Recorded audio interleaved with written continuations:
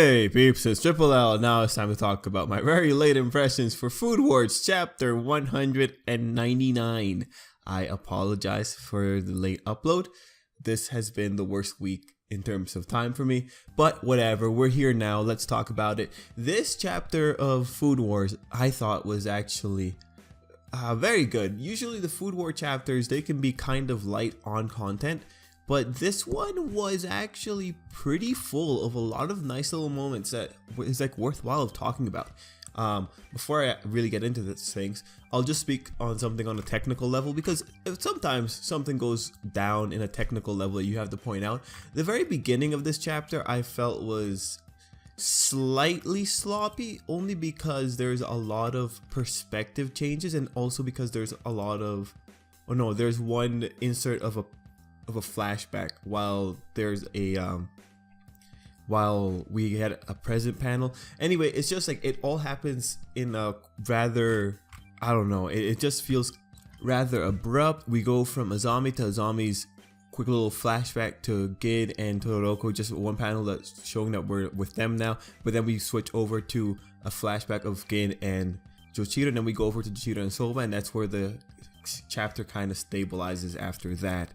But I understand, like, after reading the whole chapter, those quick abrupt changes were just there because I guess they needed to frame it in such a way, because this chapter did have a lot of things going on. So just on a technical level, the beginning I feel could have been executed a bit better, but otherwise I think it was a pretty, it makes sense why they had so much content to cover. So whatever, anyway, not a really big deal. That's just a personal gripe. Moving on, let's talk about the chapter. So let's talk about the Jochiro and the Soma moment first, because in that moment we pretty much just bring it all together. We pretty much tie the bow on it. We pretty much identify the parallels between Jochiro and Soma, and we ultimately settle on the idea of the perspective that Soma would have had he been in Saiba's shoes. We ultimately settle on Soma, who loses a lot but doesn't blame it to Genius, and instead just decides he's gonna win. So Soma's personality is something that I guess would have saved Saiba in the past. And that's just a really nice thing to see. I was pretty worried when Soma was sleeping through it, and I was like, no, he can't be pulling a Luffy. But no, Soma is reasonable. He fell asleep once the story got through the bad parts, and it ended off very nicely. So he heard the majority of the story. Most likely when the two were just kind of quiet, Soma fell asleep. But that was funny, but good on Soma. He's still competent, and he can still be funny to reasonable degrees. Anyway, the father-son moment, you know, it's very adorable, and also the art panel of both of them with their backs facing towards the reader. I thought that was a really nicely done panel. I never realized that Saiba has such a wide back, but you know, very nicely drawn, very much enjoyed it. It was a pretty good moment for the two characters. I wish we got a bit more of the flashbacks just so we could have seen the wife, but that might be a plot point later on in the future. Like, that is somewhere of interest if we were to talk Soma's character development, right? Because that gives something for him to talk about with his friends. We don't necessarily need to know about it now. It'd be cool if we got a moment with Soma and Irina talking about Soma's mother.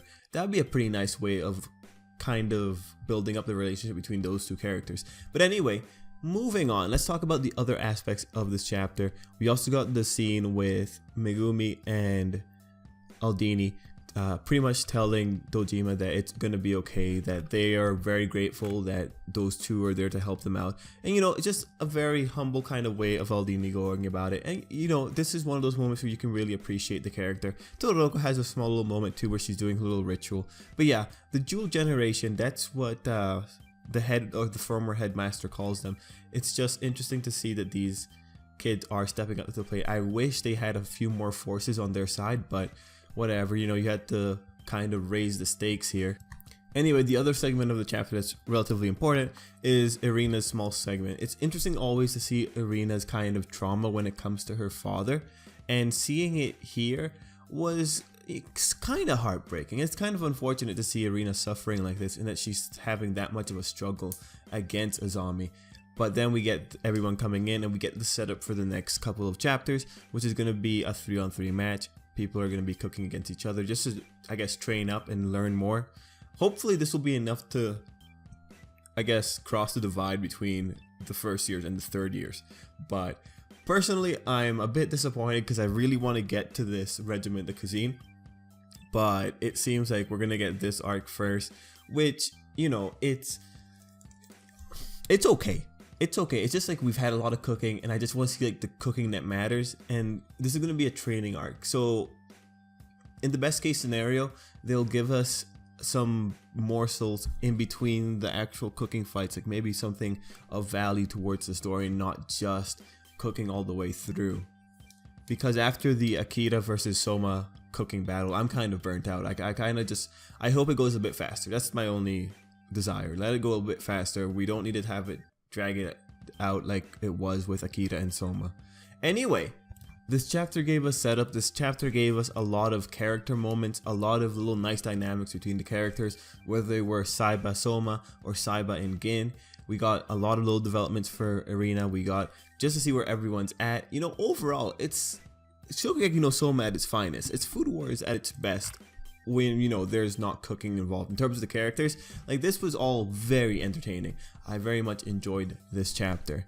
Anyway, next couple chapters, we're going into that 3-on-3 Red versus Blue battle. We'll have to see how it goes, but whatever. Anyway, guys, let me know what you thought of the chapter. Let me know if you enjoyed it. Let me know if you're happy that we've left the flashback, or are you sad that we haven't gotten Mama Soma or Mama Yukihira yet.